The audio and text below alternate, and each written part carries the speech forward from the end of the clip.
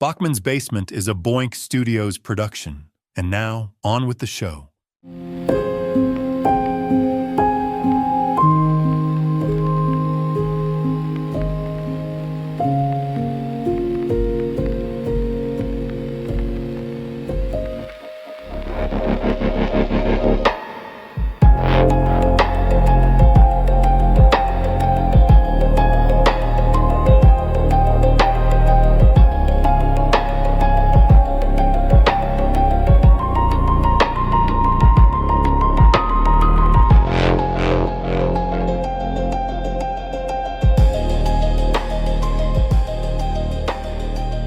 Welcome back to Bachman's Basement. Pull up a milk crate to the workbench, but mind the shadows in the corner. They've been reaching a little further than usual tonight.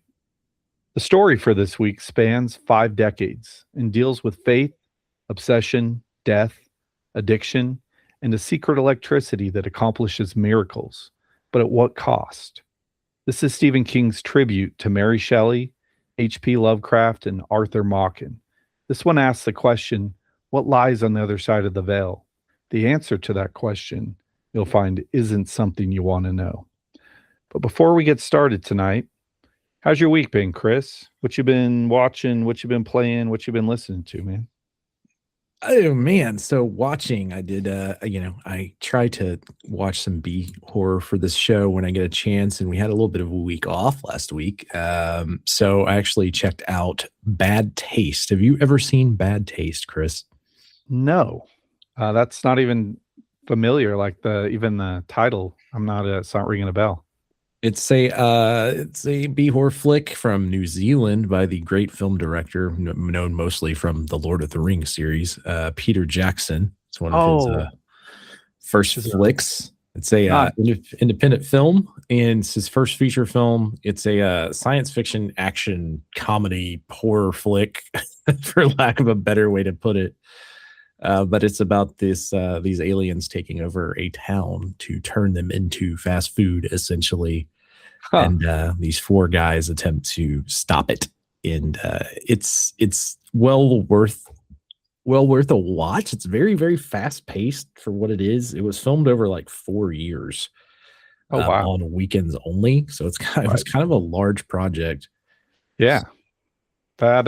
That's definitely something right up my alley, though. I love Peter Jackson. That obviously, probably a lot of people love Peter Jackson, with the Lord of the Rings and Hobbit trilogies. But I've meant to go back and watch some of his early work just because I knew that he was already, you don't get the job of making the Hobbit or the Lord of the Rings unless you're already a kind of a proven product, producer. So that is definitely something I'm gonna definitely give a watch when I get a chance. Where did you watch it? Oh man, I think that was an Internet Archive find there because it hasn't been released that many times. Like I don't know if it's streaming anywhere. That's a good question. But there's only been a few releases of it. There's some heavy censorship of it in different countries. Right. It's very much like, as far as like the gore and stuff, it's very much Peter Jackson's take on Tom Savini, which is kind of interesting. It's kind of a hard one to explain. Someone told me to give it a watch, and I checked it out. But I can get you the link. I could definitely get you a link for it if you're interested in checking it out. But it says the initial cost on the film was like $25,000. So it's Peter Jackson plays 2 roles in the movie as well. So he actually acts in this, which is like a lot of young directors, Tarantino did it. I don't know if Nolan, I don't think, because I've watched his early stuff, and it's kind of similar story there with Chris Nolan too. His if you ever watched The Following, that black and white film he made on weekends over the course of like a year or more. I don't think he acted in it, but yeah, very similar. Those you're trying to get going and you don't have any money, so you're just doing everything you can to make it happen. Yeah, it's very interesting, and the fact that so much of this stuff was done kind of like, for instance, the alien masks Peter Jackson baked in his mother's oven. So he like made all of the, like a lot of the stuff he made himself, which is kind of cool, like stuff I didn't know about Peter Jackson. And I'm not the biggest Lord of the Rings fan, so I don't have like a big knowledge of his career prior to that or anything, but it was a cool watch. And yeah, so that's my B movie of the week. Nice. Outside of that, things I've been playing. I got a force feedback steering wheel from a friend. Ooh, and nice. Played a lot of F1, the last release of that, which was kind of cool in preparation for half the reason the friend passed the wheel to me is because new Forza is coming out, Forza 6, and he's like, I want us to be really into it and playing it. So dialed in and looking forward to that with the new PC. That's gonna look and play great. And awesome. Yeah, like outside that, played some Fortnite with you. Right. That was the majority. We played a few rounds of Marathon. No cool real indie games or anything. I played a little bit of Max Payne through the PlayStation 2 emulator. I hadn't touched it in a long time.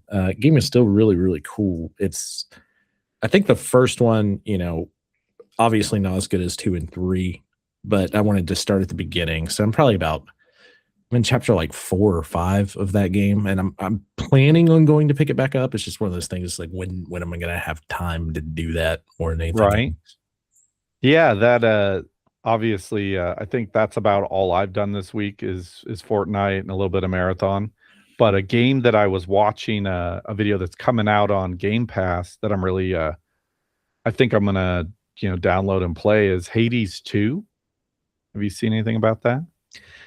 I've heard good things about it, and I've seen some of the trailer stuff, but I don't know a ton about it. I obviously never played the first one.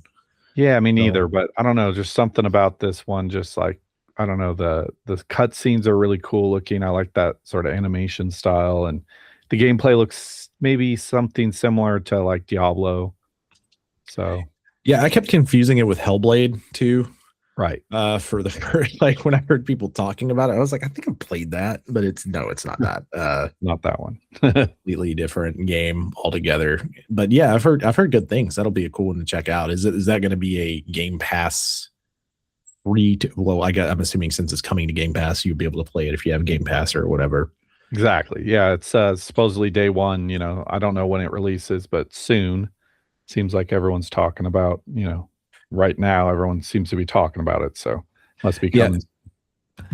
Like I've heard lots of people talking about that, and lots of people talking about Crimson Desert, which is like the. I think that one's out, isn't it? Yeah, that one is out, and it's the big action. It's like an action RPG game that a lot of people have been talking about and playing. As far as my friends go, it's something they've been. Some of the boys from Bear Mode have been playing, so I've been thinking about downloading that and maybe jumping online with them if time permits, being that they're in the UK. So it's like worse than our time difference sometimes. Yeah, and that stuff. But I might check that out. A buddy from the UK that I don't know. Like I don't know if this guy sleeps, because I mean he's always on it. It's like every hour of the day. I swear this guy is like online. I'll jump on. I'll be like, "What time is it, man? Your time?" He's like, "It's 4 a.m." And then I'll talk to him again, like at 2 p.m. my time, and it'll be, I don't even know. Yeah, I'll be like, "Dude, did you even sleep today?" He's like, "Yeah, I got a couple hours of sleep."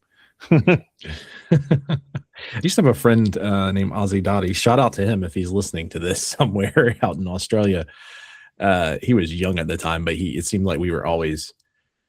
He was always online playing, so anytime I jumped on, this was back in Destiny days, we'd be like, "Hey, you want to run some Destiny?" Heck yeah, I kind of miss Destiny, old school Destiny. I mean, OG Destiny. But yeah, man, I dumped so many hours into that game. I dumped a lot of hours into Destiny 2 as well. It just didn't hook me as much as the first. Mostly, I guess I played a lot of the PvP in Destiny, and then when they made the changes in Destiny 2, I wasn't necessarily the biggest fan, going from 6v6 to 5v5, and some of the changes they made to the game modes and stuff didn't really hook me. I think like the biggest thing with Destiny going into the sequel was that if they could have just built it out to where they weren't having to vault content, and I don't mean like guns, I mean like actual like the raids. You should be able to just like play every piece of content you've paid for at any given time. That's my biggest complaint of that game. Yeah, I've thought about going back to it, but it's so like it's that rotating thing where you can't even really, if you wanted to go back and play through the original story, you have to wait for it to rotate back in. Right. I finished the first raid that they released. That's the only one of those I played. I'm not even sure what else they've released since then, because it's been years since I played Destiny 2. But I remember like trying to jump on and play, because I think it was like you, your wife, and my good friend Alex and Griff were playing it for a bit there, and I was like, well, I'll jump on and play some of that. And it's like, well, I don't have this DLC, and what do I need to get it? And then I got like, granted, I was like 6-7 beers deep when I was trying to do this. I was like, well, just tell me what the hell I need to buy. Which at the time, Destiny 2 was not doing a good job of doing. Hopefully they have some kind of collector's package or something. But yeah, that I just ended up playing something else instead, because I was like, this is frustrating. Yeah, that's kind of where I'm at now too, because I feel like I'd go back and play that game some more, give it another shot, because there's been some cool content just from an outsider looking in, some cool concepts. They had a Star Wars, not directly Star Wars, but like sort of Star Wars-esque expansion that they did, where you had like lightsaber looking things, and just everything was very Star Wars. That looked cool, and I was like, I kind of wish I would have played that. But then I feel like I'm missing a big chunk, and that story or that game is story. It's important that you know how the story has unfolded. I feel like I'd be very confused as to why is this character doing that. The last time I saw this character, they were, a good guy, or they were dead, Yeah, they were hanging out at the tower. What's going on now? I would be in the same boat. I would have to, if you jumped in during one of their content rotations and it was some of the newer stuff, I'd for sure have to like log on to YouTube and be like, okay, explain to me, one, what the hell I'm supposed to be doing here. And then again, it's the weird thing of like, you can't just jump in and really play. You need to grind out. I don't know if they've done any level increases or anything, but at the very least, I don't think any of my characters would be relevant. So I kind of would want to start a new save altogether, or a new character altogether, and then grind up gear. And yeah, who else do you know that's still playing the game? Because you don't really want to do that stuff alone. Exactly. Just like going on what is it, Destiny LFG or whatever to find. That's what I think that's what you used to do to find people to run raids with and stuff. Like I don't know that I don't know that I want to dedicate that much time to it. Right. It'd be a fun thing to jump in. I always thought that they should have, especially the PvP, even though I don't like Destiny 2 as much as Destiny 1, there should have always been like a casual mode or casual game mode where you can just drop in with different loadouts, as opposed to bring your own gear. The bringing your own gear stuff is cool, but it creates this weird meta of like, well, everybody uses, once you get to a certain level, everybody's using these specific guns. And if you're not using that, then it's bad. Like the Thorn was a great example of that, like Thorn and Mida. Like we weren't using one of those two in Destiny 1 and Trials and stuff, you were getting wrecked. Yep. I was always all about like just like I really just ate up that content. Like I loved all of OG Destiny, all of the guns, and how everything was new as it was coming. And now it feels like there's new content, there's new guns and things, but they're also sort of like cashing in on that nostalgia of like bringing back things like Ida or Galahorn or things like that, that you just fell in love with in the original game. So it just feels like maybe just it's old. Yeah, it's like, well, I mean, also Marathon's out, right, to some extent. So you're going to get kind of a very similar shooting feel. It's like, do you want to spend time redoing all of your characters and jumping into this content if you haven't played it in years, or would you rather get a couple of friends and jump in a Marathon and just be able to run 5 or 6 games and kind of have a different gameplay experience, but in the terms of like how Bungie game plays, shoots, etc., the look, the aesthetic. It's very much Bungie. Yeah, Marathon is very fun. but I found that it's a game that I really only want to play when we have like a group of 2 or 3 people.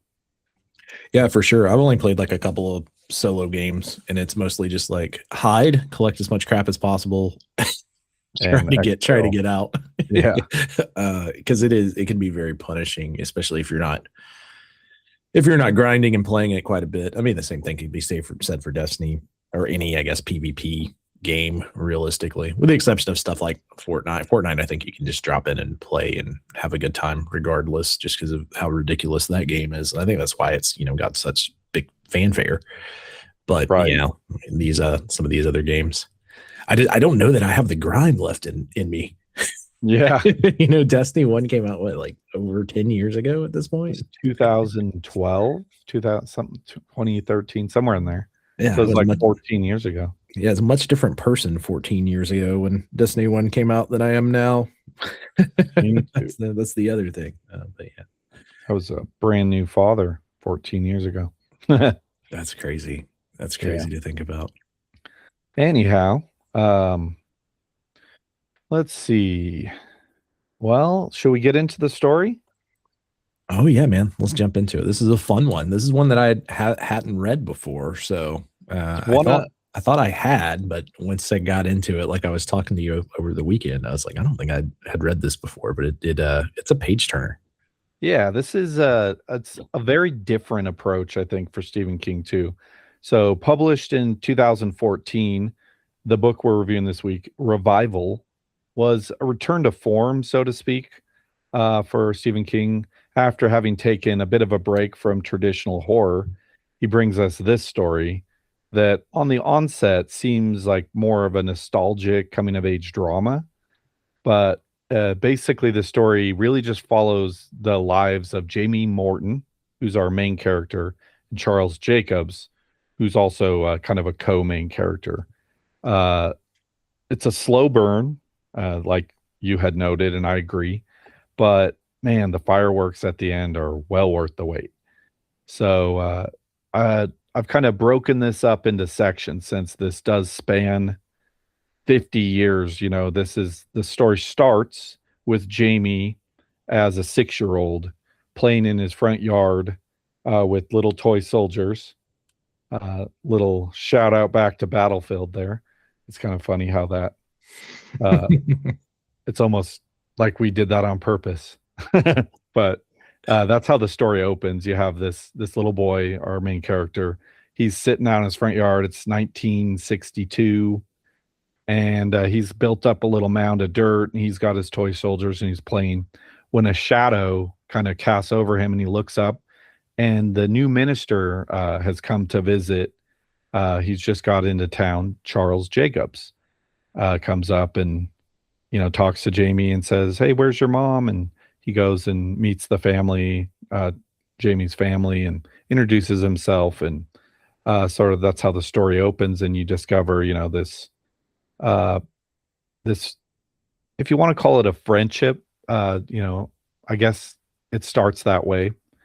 And then it becomes something else over the years. But I think Jacob sort of really takes a liking to Jamie. He's like his favorite kid in the congregation, just because Jamie is curious. And as we'll find out, Charles Jacobs has an obsession with this electricity. So his hobby early on in the story is messing with electricity. And he talks about, or he shows Jamie this teaching tool that he's built. And it's basically, it's like a little plastic Jesus that runs on this sort of magnetic track across like a little pond. So it's like Jesus walking on water, but it uses electricity for that. So that's sort of like this initial sort of indication that this guy, although he's a man of faith, he's also got this other interest going on. Yeah, it definitely gives you the vibe of, man of God, but also man of science and curiosity, right? Not stuck in the dark ages like a lot of preacher characters in Stephen King's works seem to be. Right. He definitely gives you the very cool like cool youth minister. If you ever were at church, like Bible camps and stuff, there's always like the one cool youth minister or whatever. He has that feel to him, even though he's not a youth minister in this situation. 60s. I don't know if they had that or not. I'm assuming He's not. sort of the everything minister. So he's a youth minister. He's also the preacher for this it's a really small community in Maine, the 1960s. It's probably, a town of, a few hundred, maybe 500 people. So anyway, Jacobs comes to town, brings his wife and young son to town with him. And, sort of the story carries on. And, things are happening. We meet Jamie's family. He's got a pretty big family. He's got like 4 siblings, 3 brothers and a sister, and his mom and dad. And you learn a lot about sort of their family. They're working class. His dad sells it's natural gas. And so it's just like they're making ends meet, but they're certainly not wealthy. And you sort of just learn, the years go by, and you just see this friendship develop between Charles and Jamie in various ways. And then there's an accident that happens with Jamie's brother Con, where he's like smacked in the neck with I think like ski pole or something. And it causes him to lose his voice, and they take him to the doctor. And the doctor says, "Oh, it's an injury, but it's going to heal, and he'll be able to speak again. Give it 3 weeks, And so time goes along, and Con still can't speak 3 months later, and it's really taken its toll on the family. And mom and dad are, fighting about money, and that they need to take him to a specialist. And this is where I think Jamie decides to take Con over to the Jacobs house and see if there's anything he could do for him. And just sort of on a whim, Jacobs pulls out this device, which is essentially almost like an electro stimulator, like you see them like for abs, things like that. Seems like that, but it's a thing he wraps around his neck, and just runs a very, very low voltage electricity through, and it brings Con's voice back. So it's sort of the first miracle, if you will, of Jacob's electricity. So that happens. And again, like Jamie's probably like at this point, he's probably 9 years old. And the story carries on just a little bit further. And then one day, Jacob's wife and son go to the store in the car, and they end up in a terrible accident and are both killed horribly. And that's like a pretty traumatic scene in the book. They're just horribly maimed and killed. And it just kind of goes through. It's almost like a little bit akin to Pet Sematary when, with the scene where the dad has to go to the funeral home and see his son. Something sort of like that, where Jacobs is taken by Jamie's mom, because he's friends with the family, and she takes it on herself to go break the bad news to him and take him to the where the bodies are. And at this point, Jacobs is just distraught and can't, really like who wouldn't be, in that situation. You lose your entire family in the blink. And the parish, just like understands, let's give him a month to grieve and deal with this horrible thing that's happened. And then, a month goes by, and he decides that it's time to return to preaching. And this is sort of the turning point of the story. I think it's an Easter Sunday, if I'm not mistaken. he comes back to the pulpit and preaches what the book calls the terrible sermon, that essentially he denounces God, publicly in this, in the church, and everything he says is very logical. And then the town just kicks him out.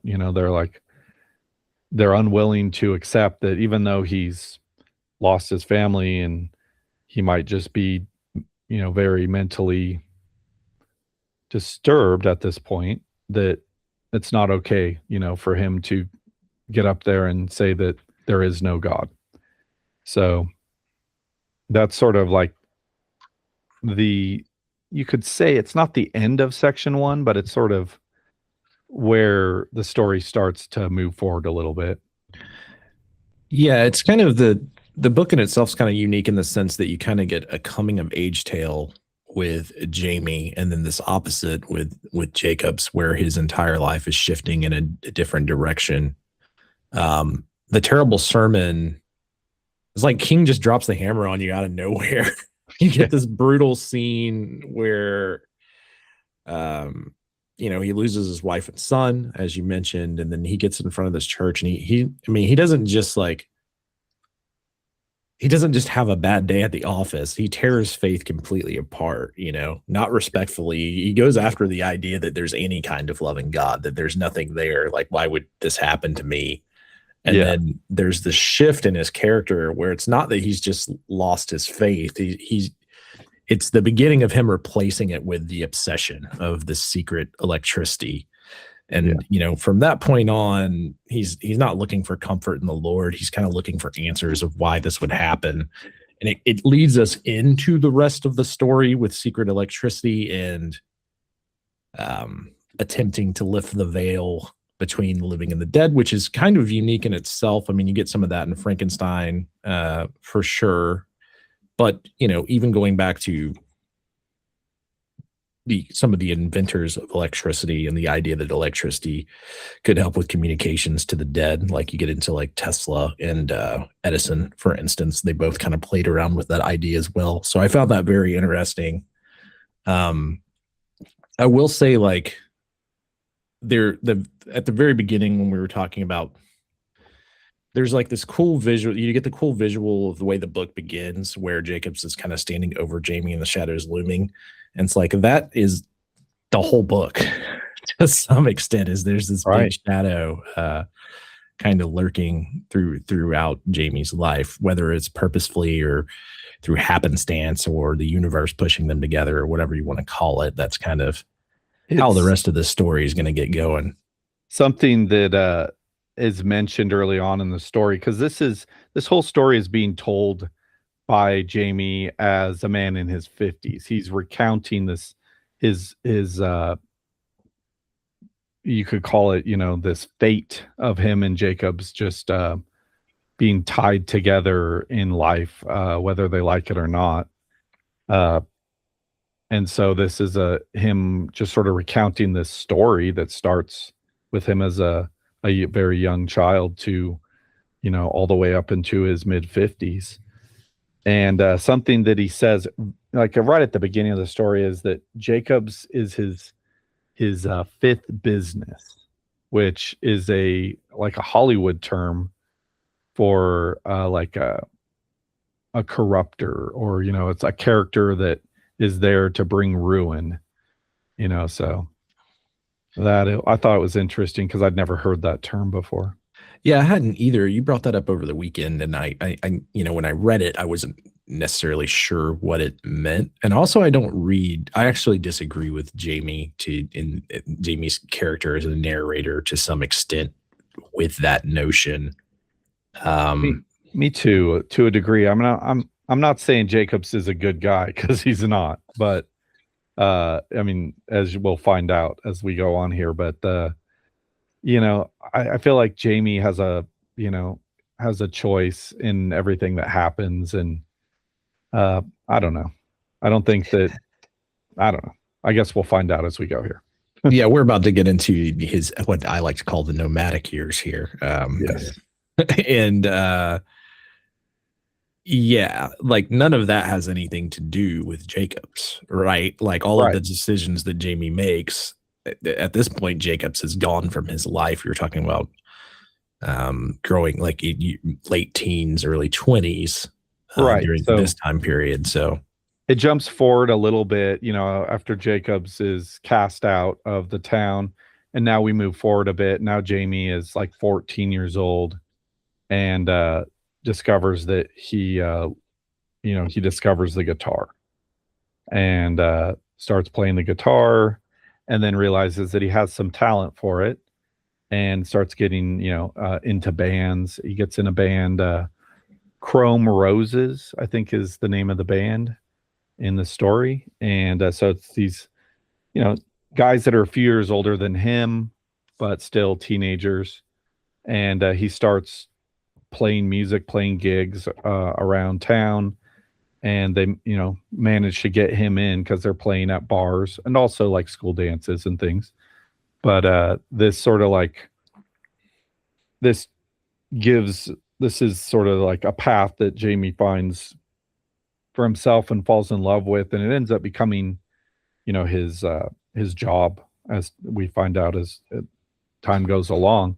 But aside from him being a musician, he also falls in love, in high school, and has a girlfriend who, that first love, Astrid is her name, and she's an important character, as the story goes too. Although, they don't get married or anything, they have all of their firsts together, first kiss, and they lose their virginity together and all those things. So that all of that sort of unfolds, and that's like a section of the story that that I think a lot of people can relate to. And then you fast forward a little bit more, and we get to Jamie in his early 20s, where he has, he's toyed around with a little bit of drugs, smoking his cigarettes and smoking pot and things like that. But then he gets to being an adult and finds his way to heroin,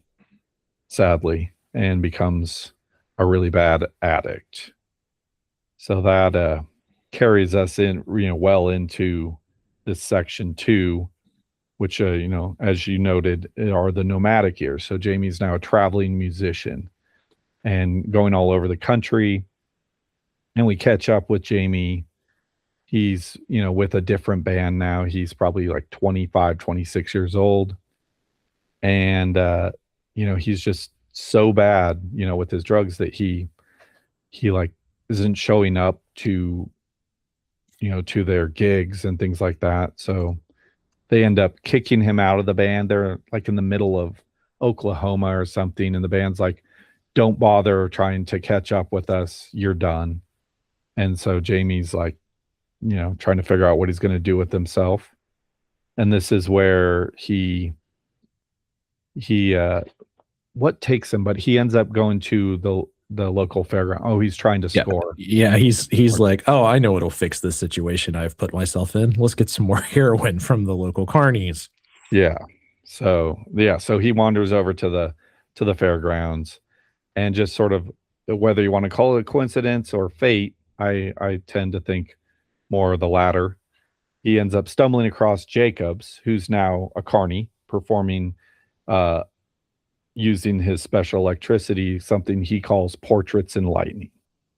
And Jamie sort of like realizes it's Jacobs, and he hasn't found his fix yet, but he's just standing there because he's like, he hasn't seen Jacobs in years, and he's watching him do this for a crowd of people, where essentially he's got this giant like sort of display behind him that has this woman, sort of like, it's like happening with electricity. It's almost like a picture, like a moving picture, but it's all electricity.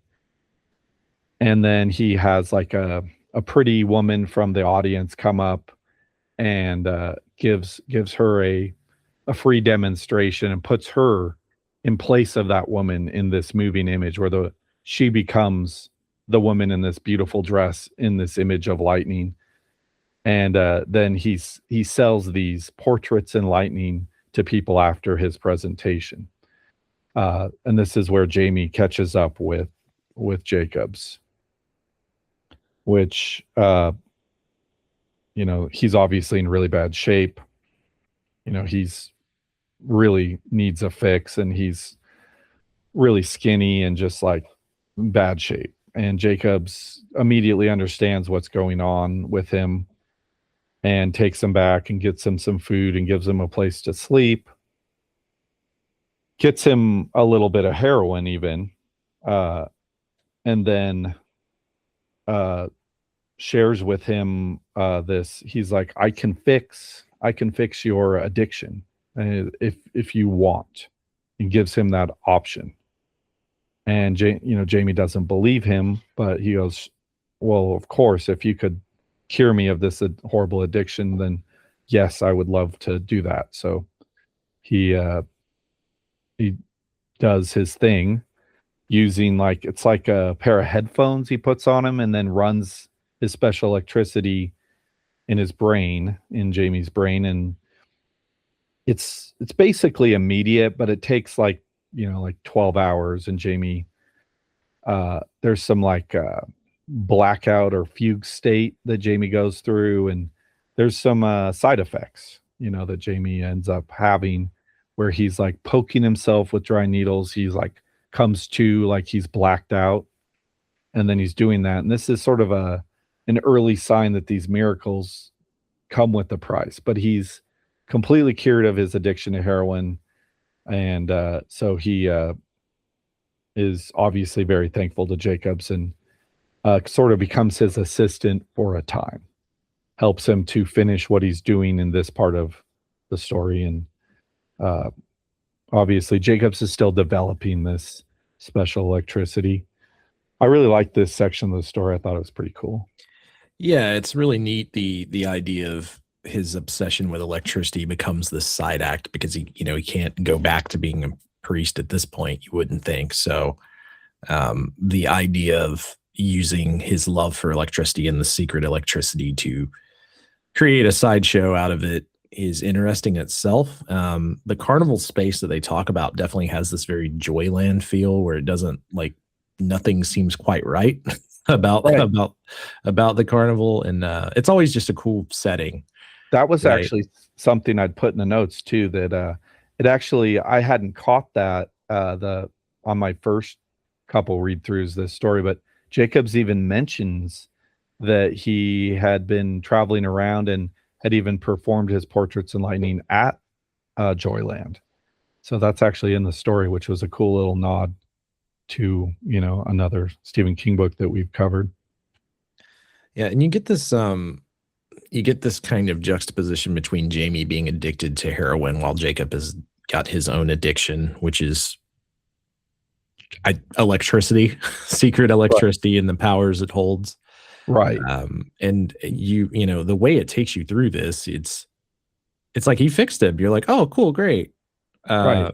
But then, as the side effects start coming through, you kind of get these the idea that nothing in this is going to come for free, and that there's probably going to be not only side effects but costs, because Stephen King loves to do that. You fix one thing, but at what cost, right? You kind of see, we've talked about that in several of the other books that we've reviewed in some show, like The Perfect Storm, for instance.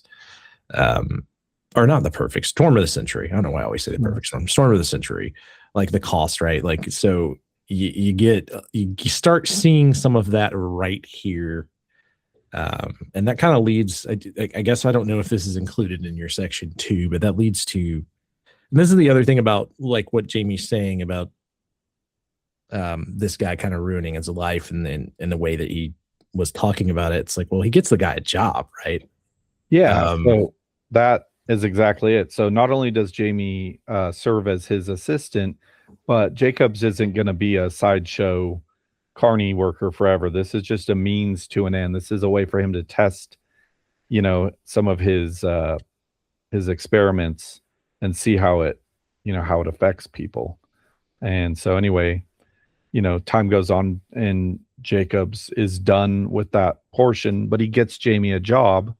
And of course, Jamie is a musician, so he gets him a job working at a studio in Colorado. with a music producer. And that sort of is where Jamie ends up going.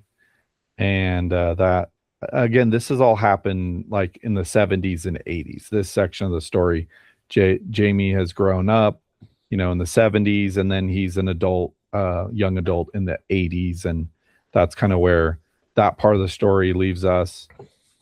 We move on, and Jamie's, drug free now, and he's working at this music studio. And this is section 3, which I call the faith healer. So this is all set in the 90s and early 2000s. So, Jamie's working along at this music studio, and he's doing a really good job. He's been doing this for 10 years now, 10 or 15 years. And he's an integral part of this studio business. Something that he discovers is the owner of the business, and the reason that Jacobs was able to get him a job there was because the guy that owns that business, Jacobs, had cured him using his special electricity, and that guy owed him a favor. So that's where he sort of connects those two guys together, Jamie and the man that owns the music studio. So anyway, so time goes along, 15 more years goes along. Now Jamie's in his late 30s. And again, just sort of, it's like it pops up in the local newspaper, or, there's an ad, and I think it's the music producer guy that says, "Hey, did you see that Jacobs is he's a faith healer now?" So we learn that now Jacobs is doing revival shows. He reemerges as this massive faith healer, hosting these tent revivals all over the country. And, he's using now his electricity to heal people of disease. And, but giving God the credit once again, or at least on the surface, as far as when he goes there, he's playing the part of a faith healer. Right. Yeah. And you definitely get the feel that he's, a lot of these healings seem to come from a good place with Jacobs, but by this part of it and the faith healing part of it, it's almost like he's doing it because each one of these healings is getting him closer to what his end goal is. More information. He needs to understand, what are the different diseases that this electricity can cure? How does it affect people? I need lots of test subjects. Yeah, so and how far can I take it is the other thing, right? Right. So that that happens. Jamie and the music producer, which I didn't write down the name of this man, but they decide to make a trip to the local revival show that Jacobs is doing and see for themselves what this, they both know that this is a crock of shit, what he's doing. Although his healing, what he's doing for people is real, they know that he doesn't believe, and that he's using that as a facade, so they understand that, but they need to see what's going on. And Jacobs does use some sort of props, if you will, stage props to sort of just encourage the people to understand what he's doing. He has I think it's pig guts, to pull out tumors of people, because he's people aren't going to understand, that they're healed unless I have something to show them that I removed it. It can't just be gone. I need to actually take it, anyway. So there's some of that, a lot of showmanship. And that sort of comes and goes. And, Jamie, I don't think he talks to Jacobs at this point. He just goes and watches along with everybody. And, but then he starts investigating, kind of what's been going on or all these years, and starts looking up all of these different people on the internet and investigating all these healed people. And he finds that there's essentially just a trail of madness, suicides, and strange sort of neural glitches that are going on, which he himself, as well as the music producer, have experienced to some degree. That it's like, it's not good, but it's also like they can carry on with their lives, and it's not like it's happening all the time to them. But from time to time, these things happen. And for some people, it absolutely, even though they get healed, it just they just go crazy, they kill themselves, and it's just insanity. So that we learn that this is like a part of what Jacobs is also doing. He's trying to understand, like, some people have this happen to them, but most people on the whole, I'm doing a good job of, using my electricity to help people, so to speak.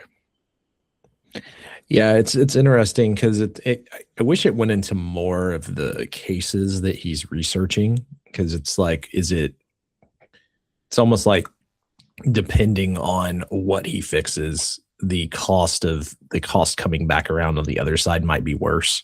Right. So I think maybe some more detail there would have been interesting. But yeah, at this point, we know Jacobs has got this obsession or whatever, but he does seem still like he is still in theory helping people, right? Because a lot of these people would have died without him helping at all. So he's extending life. It's just what comes after. It's not necessarily the life that maybe they thought they were promised. And it's sort of like, I guess you could say, even like modern medicine, there's always a chance, that the thing that you do, whether it's a surgery or, a treatment, that there's a percentage of people that it just doesn't work for, in the sense of, that's how Jacobs looks at it. He's like, well, the majority of people I've helped, and they've gone on to have a life that just, they wouldn't have had without me. And to him, it's like 5 to 7% or something like that of the people end up killing themselves or mad, and in an insane asylum. But that to him is an acceptable price for his progress, which, as a reader, you don't understand, where this is headed. This whole time as you're reading the story, you're like, he's doing something, but you don't know what it is. Right. Yeah. It's still very hush at this point of, you just have the idea of it's not going anywhere good, and then it's building for sure. Right. So again, a slow burn, the story really definitely is. So, again, we're sort of moving forward and the years are going by, but, we get to a point where, Jacobs gets back in touch with Jamie and, convinces him that he needs his help. And Jamie is, very much remiss to help Jacobs at all at this point. He's not interested. He's like, you've helped me a lot in the past, but also like, I'm not interested. But Jacob sort of blackmails him, and by bringing, he's done his research and figured out that, Jamie had this relationship with this young lady from the same town, when he was a young man, Astrid. And now we're talking like Jamie's now in his 50s, and so Astrid, he's long since lost touch with Astrid, and she's gone on and had her own life and everything. But now she's an older woman, and she has lung cancer. And Jacobs is like, I can fix that, but I'm not going to do it unless you will be my assistant for this one final experiment. And so, it's one of those, like, obviously, Jamie has to, even though he's not like passionately in love with Astrid, he loved her, and he doesn't want to see her die, and doesn't want to be the reason that she dies. So yeah, it's kind of one of those things though, where it's Jamie should know better at this point, based on his research and how he feels about it. That it's that weird thing where, like, love and guilt, I guess, more than anything else. It's kind of overriding his decision making here, right? And he knows he hates Jacobs at this point because he knows he's being played, but at the same time he's like, well, if I don't do this, she's definitely gonna die, and so it's like, I guess I'm gonna do this, and he, even as a reader, you get some of that from the guy from the other side of the, that's telling the story, where he's all like, if only I would have just made the other choice, why didn't I take the blue pill? Right. Yeah. And I mean, very much this is the very first, this is the, this deal that he's setting up is very much like, okay, Jacobs is not a good person at all. This is very much the villain reveal for sure. Right. And so, as naturally, at this point, we're talking like 50 years have gone by, and we're moving into section 4, which the revelation or the climax of the story. Jacobs is now a man in his 70s, because he was a young man, at the beginning of the story in the 60s. And now we're talking like 2010, or thereabouts, 2012, maybe. Anyway, so essentially, Jamie agrees. Jacob's like, I don't need you to be here for me healing Astrid. He's like, oh no, I'm going to be there. I need to see that you're fulfilling your part of the bargain. It's like, okay, well, you can come and you can be present to see this. But just know that I don't need you for this. I need you for the thing that comes after this. And so we get this whole scene where, Jamie sees a very wasted away Astrid. She's on death's door. She's lost all her hair. She's gone through chemo, and she's just like, she's at the end. And it's really sad. And Jamie comes to her, and she doesn't even recognize him really at first, because she's just so out of it. And then she realizes who he is, and she's embarrassed. She's like, I don't want you to see me like this, and and so on. And then Jamie goes away, and Jacobs does his thing, and Astrid is almost immediately, within half a day is cured.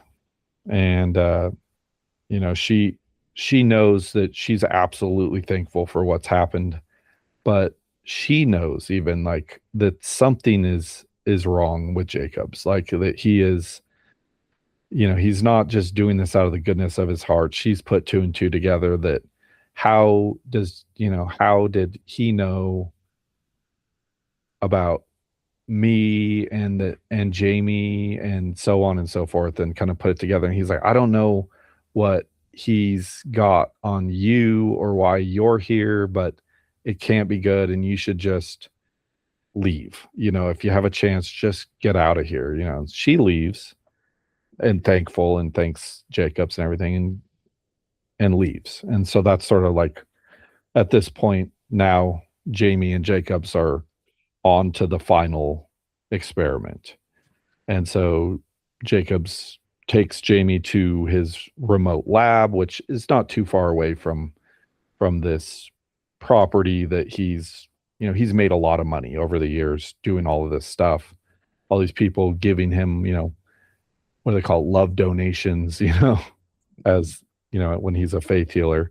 He's become a millionaire, and he's used it to fund his research. And he introduces Jamie to his final version of the special electricity, and it's very refined. It's a very small little room that he's got, and sort of explains to him like the amount of power that this electricity, how much power it could power the entire eastern seaboard. And it's like in a room smaller than a bathroom. It's a very small little room. So it's pretty terrifying, the way it's described, like how much power resides in that room. Like there's a feeling like the hair on his body stands on end when he goes in that room. And yeah, the way the room is described, if for those out there that have seen The Prestige, it's very much like kind of the Prestige ending with the way that this is kind of set up and looking, right. you know. It definitely has that creepy vibe of what is going on here. But that's how I was picturing it in my head. Very much like the Tesla room in The Prestige. Right. So anyhow, so his final experiment, which concurrently, you know, he healed Astrid, but there was this other woman who he's had this nurse taking care of, and he's has her at this place that earlier in the story, like when Jamie was a teenager, Jacobs had told him about it from when he was younger. It's this place maybe 30 miles from where Jamie grew up.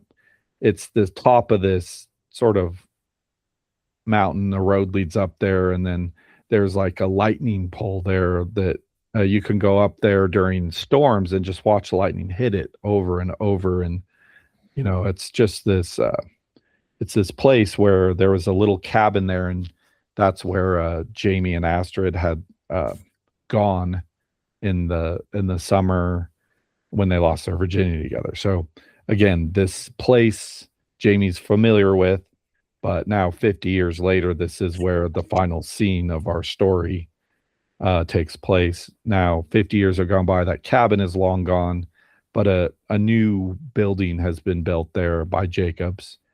And this is where this dying woman is being taken care of by this nurse.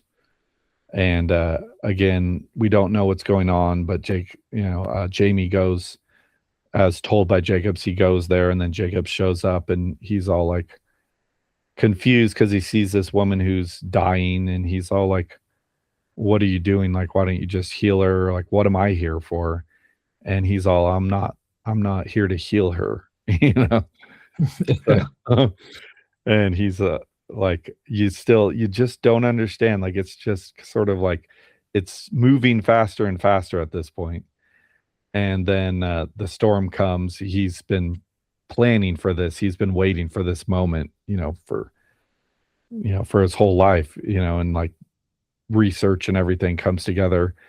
And he's going to use this dying woman as a conduit, to peer to the other side to see, what comes after death. I want to see where do people go after they die? I want to see my wife and child. I need to know. I need to pull the curtain away, so to speak, so that I can sort of show myself and show the world that it's not God. It's like, look, I can show you what happens after death, sort of thing. So that's exactly what happens. The storm comes and lightning's hitting, and Jacobs has Jamie with him, and he puts this device on this woman's head, this woman who now the nurse has been dismissed and the woman has died purposefully, let her die. And this woman's like signed the NDA. She knows that she's essentially just said that she'll be, willing to donate her body to science, so to speak. And Jacobs uses that, special electricity combined with the lightning sort of powering that in a greater sense, sort of amplifying it in a way. And we get the big reveal at the end, which is where Jacobs is like shaking this dead woman. He's like, wake up, trying to get this dead body to come back. And he's like, tell me what's on the other side. And then the body comes back, but it's not this woman anymore. And it's almost like Evil Dead, it's like something inhabits that dead woman, but it's not her. And that's where we meet this monstrous entity called Mother, which again, and then she touches Jacobs, and of course Jamie's right there, like standing behind him with his hand like on his shoulder, like seeing, what's going on. And then they sort of like they have this sort of like they're transported and they see, what comes after death. And it's very Lovecrafty. And there's these gigantic ants and they're like herding people along, and they're all naked and walking single file, almost like ants themselves. But these ants are like, behemoths. They're huge. And it's just, I don't know, the way King describes it, it's just absolutely like, I don't know, it just gives me the shivers just to think about, It's very haunting, the idea of like, one, no one likes to think about death, and two, you would like to think there's something afterwards, most people. And the thing that you're presented here with is basically human livestock being controlled by these giant, terrifying ant-like creatures, just serving this massive monster called Mother. Yeah. And even greater, like, these giant ants are already bad enough, but then there's something even greater than that, that these ants are serving.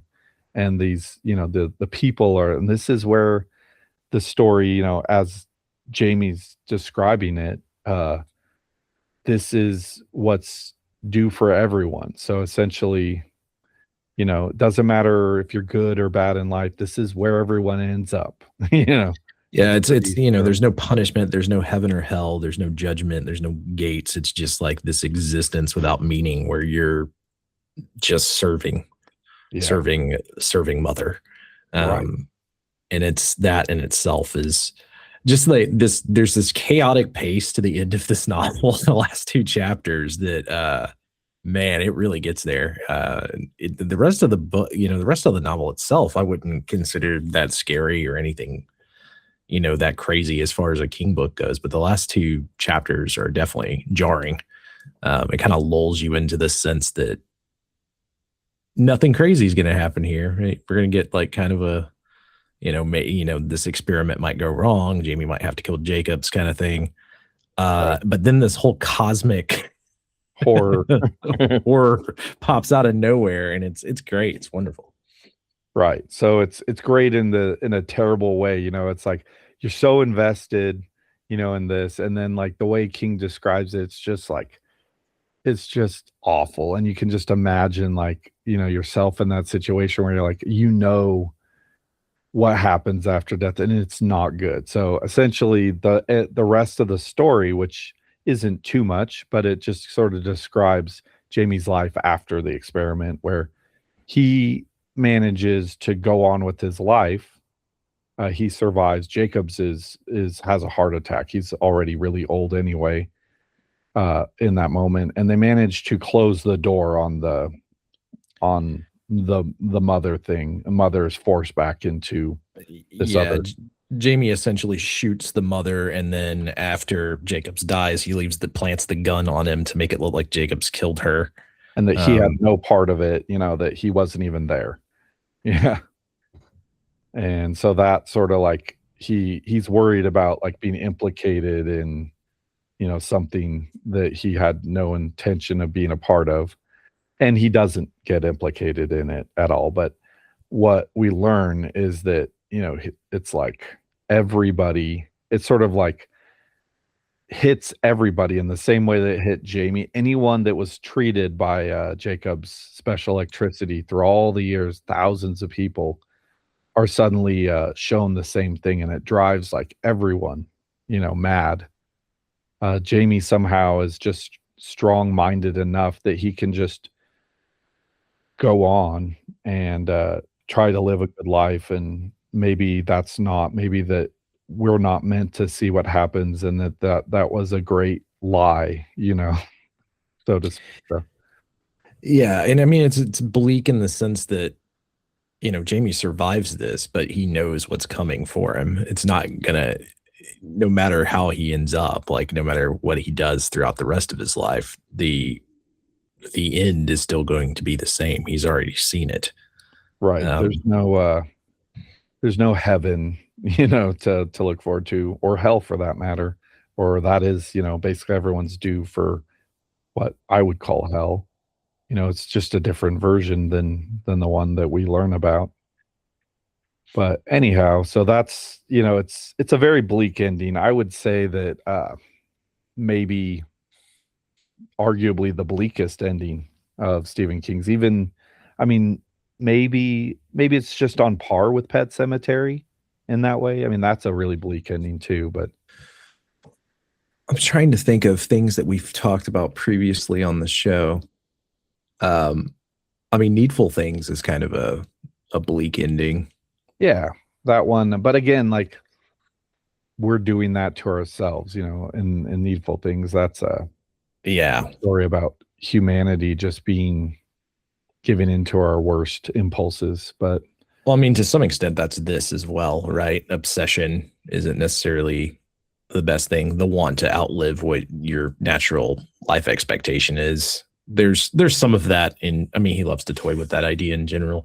This one by far is like, it's bleak just knowing that everyone sees the same thing, and even the ones that are alive are just gonna have to live this life knowing what the end result is going to be, which is not good, but not good. It's like, it's horror. I think, like, it's masterfully done in a way that it's like, I don't think we're giving it its due. Where it's a book still absolutely worth reading. I've read it 4 times. It's if you like horror, this is done very well. Yeah, it definitely will give you existential dread. So you can look forward to that after reading it. It's definitely one after, I would say read it during the day and not right before you go to bed. Don't make that mistake. That's something. I actually watched interviews with Stephen King shortly after, like, the book was released, and him talking about, like, he's all, this is a story that when you read it, you start in the afternoon, and like you were saying, it lulls you in, and then the night comes, and you're already invested, and then I really stick it to you. I think that is the best way to put it. Like, it is, I think it's a gripping tale. It is a little bit of a slow burn if you're looking for something that's going to give you consistent horror throughout a book, but it more than makes up for it with the last 2 chapters. I think that, like I said, this is something you don't put it off till right before bed and then finish the last 2 chapters. It'll be a bad time for you. Lay awake. I mean, it's just done in a way that's, it's just like, even thinking about it, sort of like it's sort of like a roller coaster ride. When you hit that final drop, it's just like it. Yeah, it's some of the best horror, that I've ever read. This does it in a way that's, I guess, it's a little different, but also very much a nod, to authors that came before him, and he wanted to do something in that vein, like an H.P. Lovecraft cosmic horror, Mary Shelley with electricity and bringing somebody back from the dead, but in his own way. I mean, very much, this is not a ripoff of Frankenstein or even a Lovecraft story for that matter. It's King just sort of giving a nod to these greats that came before him. So, just a few other things that we could sort of touch on before we finish up here. Sort of grief versus obsession. Did Jacob start with good intentions, do you think, like early on, before his wife and child were, passed away, or was he always sort of this catalyst for ruin, do you think?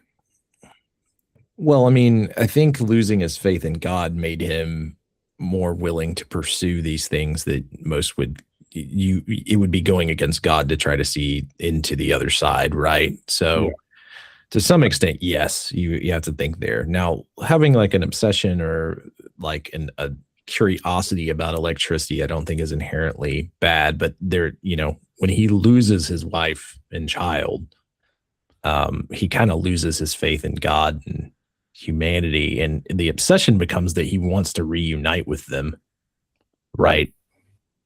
And he just wants to know, like, are they still out there? Is there anything that's going to happen after we die, or is there nothing? I need to know, sort of thing. So I don't know, like, I guess you're right. It's probably that he always had it in him, but like, obviously this was like he was set on a path, and yeah. It's very much, I think, I brought it up earlier, but Thomas Edison famously attempted to build a spirit phone to speak to the other side, right? To speak to loved ones past. Right. And to some extent, this is taking that to a whole new level. Yeah. But it's kind of like it's an idea that has existed with electricity and the idea that you can kind of pierce this veil. And I think it's very well done in this novel. But yeah, as far as the obsession is definitely the catalyst of that obsession is the losing his wife and child. I think life is, well, I mean, who knows? They could have died if they died of natural causes before he died, we may still end up in the same spot, right? Right. Just less time for him to get to the end experiment. Right. But with them dying early on, he had years to hone this scientific research and craft. And yeah, it's kind of a hard question to answer. But I would like to think that he started off in the way he is presented as someone who was trying to heal people. In fact, that, when he heals Khan, he tells Jamie that was a placebo. Right. He's like, I gave him a little nudge, I gave his larynx a little jump start, but that was it. And that obviously wasn't the case. He knew that he actually did something there that really nobody else could have done. See, I don't know if he did or not, because at that point he still believes in God, and it's more of like he basically calls it a placebo. So it's more of like, hey, if people believe in what you're doing, if they have faith in what you're doing, that can heal a lot of things. I mean, that's kind of the idea of faith healers that actually do heal people. Mm-hmm. Sometimes that they give the glory to God. Crazy things can happen, mentally, that will change your body and how it fights different diseases. And there's all sorts of scientific research on faith healers and what is possible, what isn't possible, all of those different things. Yeah.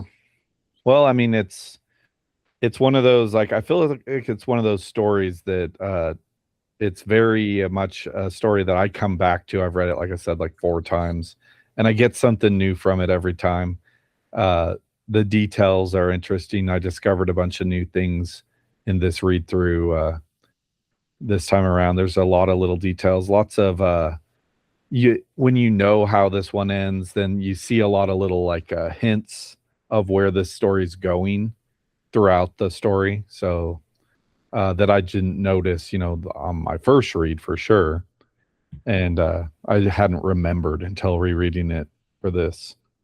But I guess let's get to the Bachman score. So I'm going to give this one and maybe it's too high of a score, but I'm giving this one a 9.5 out of 10. That's me. I just really like this one. I'm going to give it an 8.7.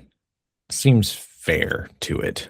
I think there's some things that it is a lot of a slow burn.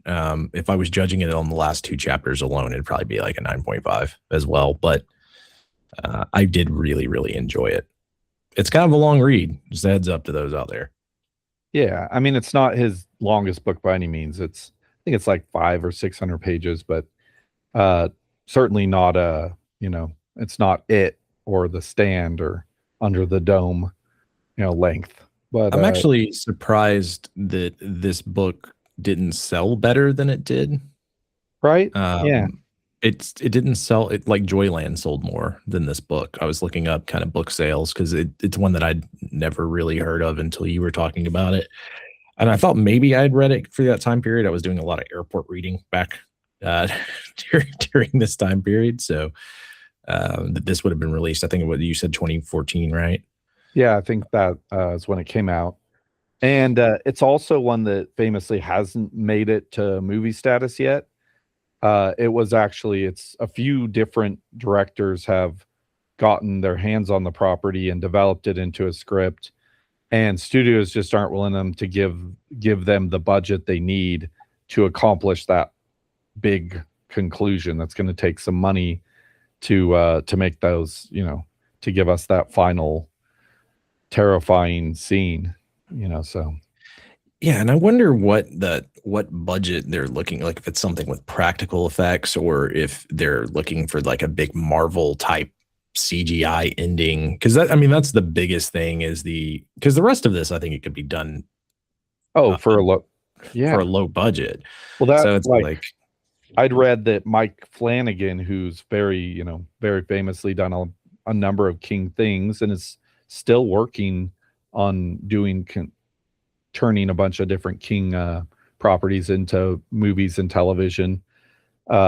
He had developed a script and he was really excited about it. And King had read it and was like, "That's amazing. I get it done." And the studio just wouldn't give him the money for that final scene. He's like, "And I don't want to try to make this for less than what I figured out how much it would take to make my version of this story. And I'm not going to try to make it for less than that because I don't want to do the book a disservice." And so I can understand that. It's interesting to see. I would love to see what the storyboards look like for whatever his ending would be. At some point, I think Sam Jackson was attached as Jacobs. This was like 10 years ago. And then I forget who else, but there was some big names attached to it. Maybe Russell Crowe at some point was also going to be Jacobs. But anyway. Yeah, and you have to have, you almost have to have 3 different actors for the main characters. Right, a younger version than they are, and then they could play the middle-aged version and the old version, but yeah, that's interesting. Hopefully it gets done. Stephen King stuff has been doing really well lately. I think I would be interested to see this on film. I do agree that the ending would be, depending on how they did it, because we've done giant ants and stuff in the past. There's ways to do that and not cost $1 bazillion for the ending. But we had Honey, I Shrunk the Kids. And they could do it. And also you could change the ending. The ants are, a lot of people, that's one of their hangups of the end of this book from the reviews I've read, is that the giant ants themselves aren't scary. Right. To some people. I was like, I don't think that you're, I disagree with that because I think it doesn't. That's why I'm saying I think you could replace them with kind of anything there. Like giant spiders or, whatever you wanted to, because in the end is still that humanity is being ruled by something else. And it's nothingness of an existence is the scary part, not necessarily the monsters themselves, but they are described well in the novel. So I disagree with that take, but yeah, it'd be interesting to see how someone would do it on film. Yeah, I agree. I think hopefully we'll see eventually somebody will get this thing made. Like you're saying, Stephen King's stuff just is endlessly popular for television and film. So I'm sure we will, if we live long enough, we'll see this make its way to the silver screen. But I guess as we sort of conclude this, if you're looking to get a hold of me, you can find me on Facebook, Christopher Clawson, or on Instagram, Chris_Clawson 1982.